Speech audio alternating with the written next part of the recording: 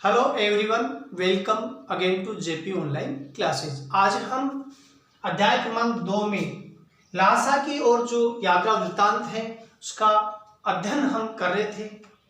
पिछले वीडियो में हमने नेपाल से तिब्बत जाने के जो मुख्य मार्ग का विवरण हमने पढ़ा एवं लेखक 5 वर्ष पूर्व जब इस मार्ग से निकला था तो वह भद्रवेश में होने प्रभु से एक गरीब की झोपड़ी में ठहरना पड़ा था, जबकि इस बार भिखमंगे के वेश में होने पर भी उसे ठहरने के लिए एक अच्छा स्थान मिल गया था। उसका अध्ययन करेंगे। आज हम ये जो पाठ के आधार पर जो गद्यावतरण का अध्ययन करेंगे उसमें डांडा थोंगला का स्पष्ट वर्णन दिया गया है। वह तिब्बत के शहरों व रास्तों आदि के परिचय का हम अध्ययन करेंगे। आज पाठ के आधार पर मैं आपको बतला रहा हूँ। जब हम सबसे विकट डांडा थोंगला पार करना पड़ा था। डांडे तिब्बत में सबसे खतरे की जगह है। 16-17 हजार फीट की ऊंचाई होने के कारण उनके दोनों तरफ मीलों तक कोई गांव गिराव नहीं थे। शब्दार्थ बतला रहा हूं। एक शब्द आया है डांडा। डांडा एक शब्द आया है जिसका अर्थ होता है एक, यानी तिब्बत में एक ऊंचाई का स्थान है, उसको डांडा डांडा कहा गया है। अगला शब्द है थोंगला। यह तिब्बत सीमा का एक स्थान है। इसी के आधार पर गांव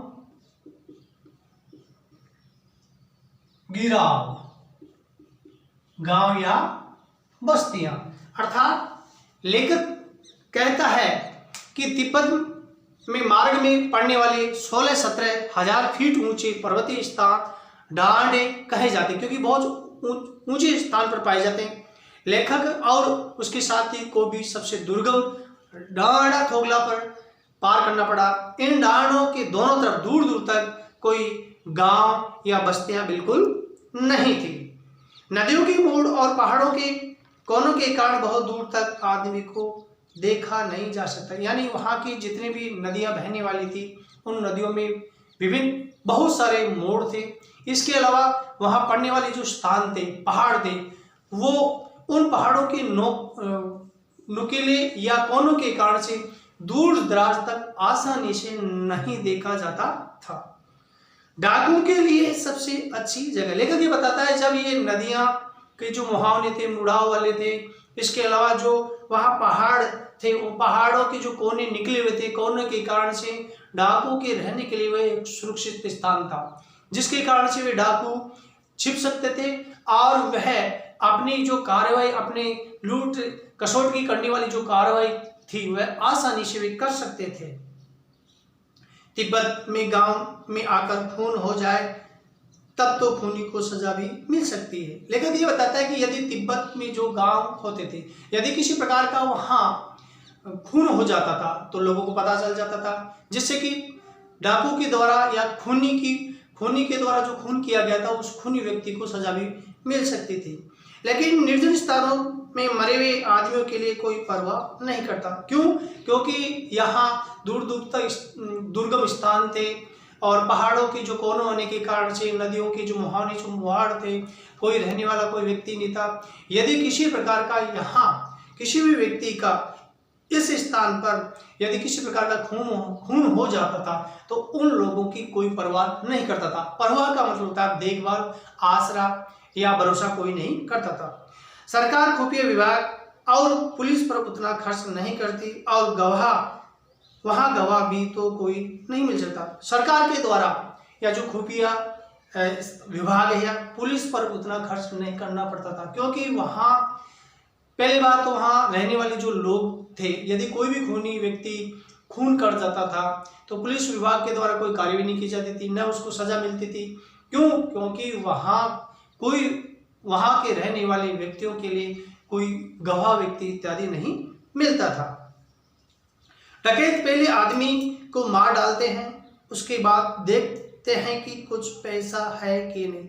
लेखक के द्वारा ये बताया गया कि वहाँ निर्जन स्थानों पर डकैत पहले तो उस व्यक्ति को मारते हैं, मारने के पश्चात उसके पास में देखते हैं कि उसके पास में कितनी सामग्री, आवश्यक सामग्री है या प्राप्त होने वाले जो पैसे हैं वो कितने पाए गए हैं। लेखक ये बताता है कि वहां के जो डाकू थे पहले तो व्यक्ति को मारते थे, उसके पश्चात उसके पास में कितना रुपया पैसा है वह टटोल कर वहां से ले जाते थे। हथियार का कानून न रहने के कारण यहाँ लाठी की तरह लोग पिस्तौल बंदूक लिए फिरते थे। लेखक ये बताता है कि यहाँ तिब्बत में जो निर्जन स्थान है वहाँ हथियार इत्यादि रखने के लिए औजार जो इत्यादि है, पिस्तौल है, ये रखने का किसी प्रकार का कानून नहीं। इसके कारण से लोग जैसे हम लाठी रखते हैं उसी के अनुसार वे पिस्तौल इत्यादि बंदूक रखते थे। डाकू यदि जान से न मारे तो खुद उसे अपने प्राणों का खतरा है। लेखक ये बताता है कि जब तक ये डाकू उस व्यक्ति को न मार देते तब तो स्वयं उन डाकुओं को खतरा रहता था। गांव में हमें मालूम हुआ कि पिछले ही साल थोंगला के पास खून हो गया। लेखक ये बताता है कि हमें ये मालूम हुआ कि गांव के पास थोंगला नामक जो स्थान है वहां एक खून हो गया था। शायद खून की हम उतनी परवाह नहीं करते क्योंकि हम भिखमंगे थे। लेखक ये बताता है कि जहां खून हुआ था उसके हम इतनी परवाह नहीं कर रहे थे। क्यों? क्योंकि हम भिखमंगे के वेश में थे। इसके कारण से हो सकता है लोगों से हम परिचित नहीं हो, जिसके कारण से जहां कहीं वैसी सूरत देखते, किसी के द्वारा हमारी सूरत शक्ल देखी जाती थी तो हम, लेखक आगे बता रहा है, टोपी उतार जीभ निकाल, अर्थात हम हमारी टोपी उतार देते, जीभ को निकाल कर कूची कूची एक पैसा कहते भीख मांगने, अर्थात जीभ टोपी उतारी दी जाती थी हमारे द्वारा और टोपी उतार कर जीभ निकाल कर कूची कूची अर्थात हमारे पर दया कीजिए और भिखमंगी के वेश में हम भिक्षा मांगने लग जाते थे। लेकिन पहाड़ की ऊंची चढ़ाई थी। अब लेखक ये बताता है कि जैसे ही हम आगे बढ़े तो वहां पहाड़ों की जो ऊंचाई थी बहुत अधिक थी। पीठ पर सामान लाद कर कैसे चलते। लेखक के द्वारा बताया कि वहां के जो निर्जन स्थान थे, दुर्गम स्थान थे, पहाड़ियाँ बहुत ऊंची थी। जैसे हम आगे बढ़ने लगे तो हमारे द्वारा ये महसूस किया गया कि हम हमारे सामान को पीठ पर लाद कर आगे कैसे बढ़े, अर्थात सामान को कैसे ढोएं। और अगला पड़ाव 16-17 मील से कम नहीं था। जहां हमारा ठहराव होने वाला था वह ठहराव लगभग 16-17 मील की दूरी से बहुत ज्यादा था। मैंने सुमिति से कहा कि यहाँ से लंगोर तक के लिए 2 घोड़े कर लो, सामान भी रख लेंगे और चढ़ लेंगे।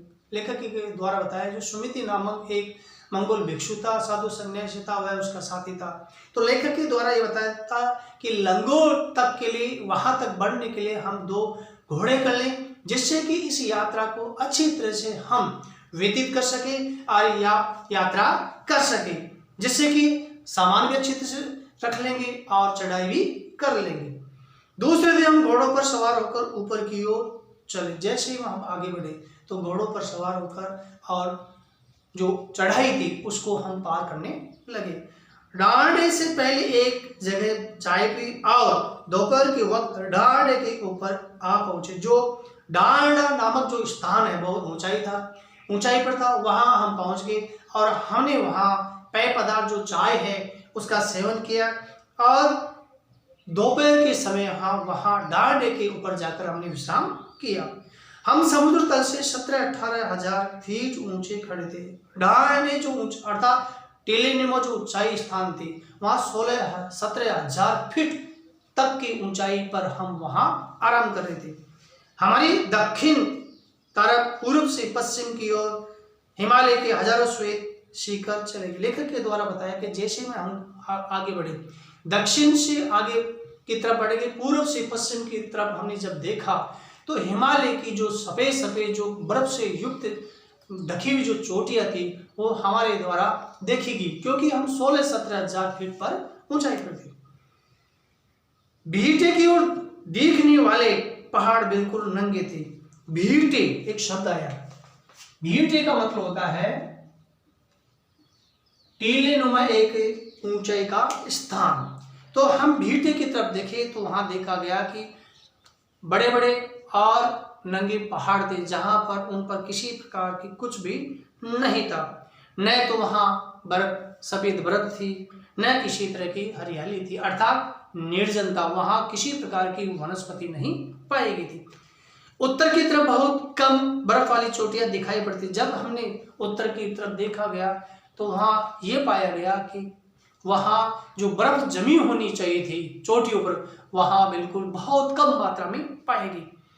सर्वोच्च स्थान पर डांड के देवता का स्थान था। वहां देखा गया कि जो डांड का जो स्थान था वहां देवता का स्थान हमें देखा गया, और देखकर हमें पता चला कि पत्थर के ढेर, जानवरों के सींगों और रंग बिरंगे कपड़ों की झंडियों से सजाया गया। जो डांडे की जो देवता का जो स्थान था, उस स्थान को उन्होंने उन लोगों के द्वारा बहुत सारे पत्थरों के ढेर यानी बहुत सारे पत्थर थे और साथ में जानवरों के सींग, इसके अलावा रंग बिरंगे कपड़ों की झंडियों के द्वारा उसको उस देवता के स्थान को सजाया गया था। अब हमें बराबर ऊंचाई पर चलना पड़ा। अब जैसे ही हमें चढ़ाई हमारे द्वारा कर ली गई, यानी डांडे के स्थान तक हमने चढ़ाई कर ली गई जहाँ देवता का स्थान था, उस देवता को विभिन्न प्रकार की वस्तुओं के द्वारा सजाया गया था। अब हम नीचे की तरफ अर्थात ढलान की तरफ धीरे धीरे बढ़ने लगे। चढ़ाई तो कुछ दूर थोड़ी मुश्किल थी। लेखक के द्वारा ये बताया गया कि चढ़ाई जब हमारे द्वारा की गई तो हमें ज़्यादा परेशानी महसूस नहीं हुई, लेकिन उतराई बिल्कुल नहीं, उतराई हमारे लिए बिल्कुल आसान नहीं थी। शायद तो एक और सवार साथी हमारे साथ चल रहे थे, हमारे जो सुमिति था, इसके अलावा हमारे अन्य जो साथी थे, धीरे धीरे हम आगे बढ़ रहे थे। मेरा घोड़ा कुछ धीमे चलने लगा। लेखक के द्वारा बताया कि मेरा घोड़ा धीरे धीरे चलने लगा, तो मैंने ये महसूस किया कि चढ़ाई के कारण से मेरा घोड़ा है वो थक गया है, इसके कारण से वे धीरे धीरे चल रहा है। मैंने समझा चढ़ाई की थकावट के कारण ऐसा कर रहा है, अर्थात जब चढ़ाई उसने की थी, मुश्किल से वह दुर्गम स्थान को पार कर रहा था, थक गया होगा, इसलिए मैंने महसूस किया कि मेरा घोड़ा धीरे धीरे चल रहा था और उसे मारना नहीं चाहता था। यदि लेकिन यहाँ बताता है यदि महसूस किया गया कि धीरे क्यों चल रहा है, तो पहले उसने मेरे मन में सोचा होगा कि इसको मारे, लेकिन इस बात को उसने अपने मस्तिष्क से निकाल दिया, विचार से निकाल दिया, क्योंकि चढ़ाई के कारण से धीरे धीरे चल रहा था।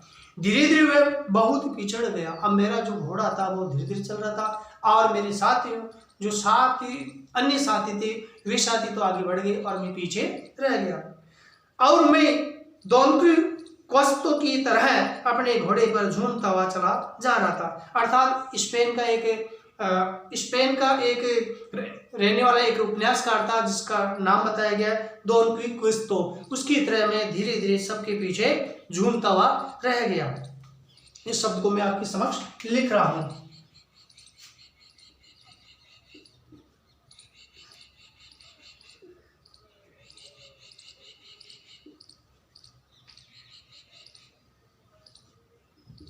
डॉन क्विक्विस्तो अर्थात स्पेन का एक उपन्यासकार की तरह मैं उस घोड़े पर झूमता हुआ पीछे रह गया। जाननी पड़ता था कि घोड़ा आगे जा रहा है या पीछे। अब लेखक के द्वारा यह बताया गया कि धीरे धीरे जैसे वह चल रहा था नीचे के तल की तरफ, ढलान की तरफ, तो मुझे यह महसूस नहीं हो रहा था कि मेरा घोड़ा पीछे चल रहा है या आगे चल रहा है। इस प्रकार मैंने महसूस किया। जब मैं जोर देने लगता तो वह और सुस्त पड़ गया। जैसे मेरे द्वारा और उसको आगे बढ़ाने की चेष्टा की गई तो वह धीरे धीरे बिल्कुल ही कमजोर पड़ गया, सुस्त पड़ के जाता है। सुस्त का मतलब होता है बिल्कुल ही कमजोर हो गया।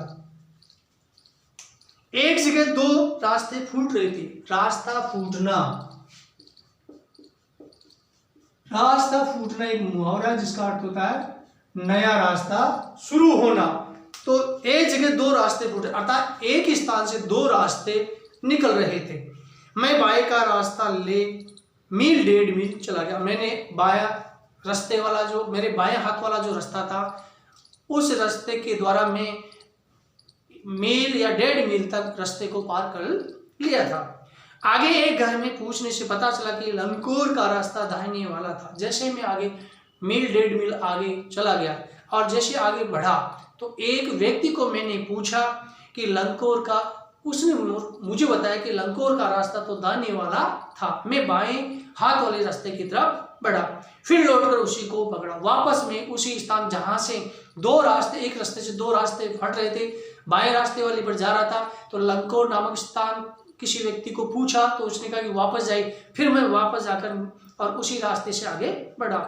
4-5 बजे के करीब में गांव से मील भर था। अब लेखक ये बता रहा था कि लगभग 4-5 बजे तक मैं उस गांव से केवल 1 मील दूर ही पर ही था।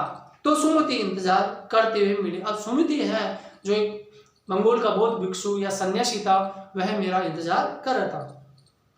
मंगोलों का मुंह वैसे ही लाल होता है और अब तो वे पूरे गुस्से में थे। मंगोल एक शब्द है जिसका अर्थ होता है जी, उनका जो चेहरा और जो नाक है वो चिपटी होती है और आंखें छोटी, रंग गोरा होता है, अर्थात पूरा मुंह है वो लालिमा लिए होता है, अर्थात लाल होता है। तो मेरे इंतजार करने के कारण से वहाँ जो मेरा अन्य साथी था उसका जो चेहरा था बिल्कुल ही गुस्से के कारण से लाल हो गया था।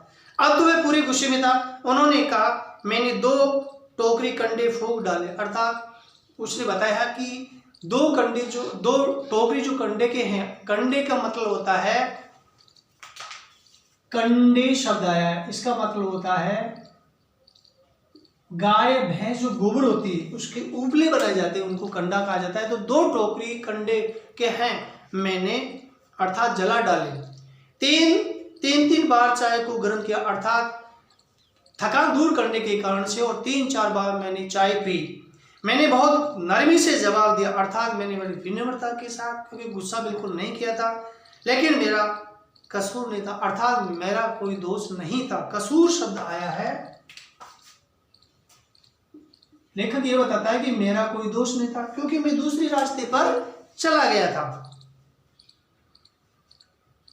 देख नहीं रहे हो कैसा घोड़ा मुझे मिला। अब लेखक अपना बात बतला रहा है कि मेरे को किस प्रकार का घोड़ा मिला है जिसके कारण से मैं पीछे रह गया। आप मेरे पर किसी प्रकार का गुस्सा न करें। मैं तो रात तक पहुंचने की उम्मीद रखता था, अर्थात मैंने तो महसूस किया कि रात भर तक हम इस स्थान पर पहुंचेंगे। उम्मीद का मतलब होता है भरोसा। खैर कोई बात नहीं। सुमिति को जितनी जल्दी गुस्सा आता था उतना ही जल्दी वह ठंडा भी हो जाता। लेखक ये बताता है कि सुमिति जितना गुस्सेल व्यक्ति था उतना ही वह नरम हो जाता था, अर्थात अपने गुस्से को दूर कर लेता था, शांत हो जाता था। लंकोर में वह एक अच्छी जगह पर ठहरे थे। लंकोर नामक जो स्थान था वहाँ एक अच्छी जगह पर वह ठहरे हुए थे। यह भी उनके अच्छे यजमान थे। यजमान का मतलब होता है जहाँ जिस स्थान पर अतिथि जाकर रहते हैं उस वहाँ के लोगों को यजमान बताया जाता है। पहले चाय सत्तू खाया गया। रात को गर्मा गर्म थुप्पा मिला। देखो एक सत्तू शब्द आया है, आपके समक्ष लिख रहा हूँ। सत्तू का मतलब होता है भुने हुए जो चने का आटा। अगला शब्द है थुक्पा। थुक्पा का मतलब होता है सत्तू चावल के साथ मूली, हड्डी और मांस के साथ पतली लेई की तरह पकाया गया पदार्थ। अर्थात लेखक ये कहता है कि वहां उन्हें चाय, सत्तू और थुक्पा नामक तरल पदार्थ खाने को मिला। अब जो मैंने आपको गद्यावतरण आपको बतलाए उसमें विशेष क्या बात है? डांडे तिब्बत के सबसे निर्जन और डाकुओं से घिरे हुए स्थान है, जो डाकू आराम से वहां डकैती करते हैं क्योंकि वहां के लिए सुरक्षित स्थान है। तिब्बत के इन क्षेत्रों में कानून व्यवस्था बहुत कमजोर है, लचीली है। साथ में लेखक के द्वारा जो गद्यावतरण मैंने आपको बताए यात्रा वृत्तांत में, यहाँ इसमें सरल और सहज जो आंचलिक शब्दों का उन्होंने प्रयोग किया गया। आंचलिक का मतलब वहाँ के क्षेत्र का। इसके साथ जो इस गद्यावतरण की जो शैली है, जो तरीका है, वह विवरणात्मक शैली का, अर्थात पूरा जो विवरण है न, सहज भाषा, सरल भाषा के तहत समझने की हम समझ सकें, इसलिए सरल और सहज आंचलिक शब्दों से युक्त भाषा है।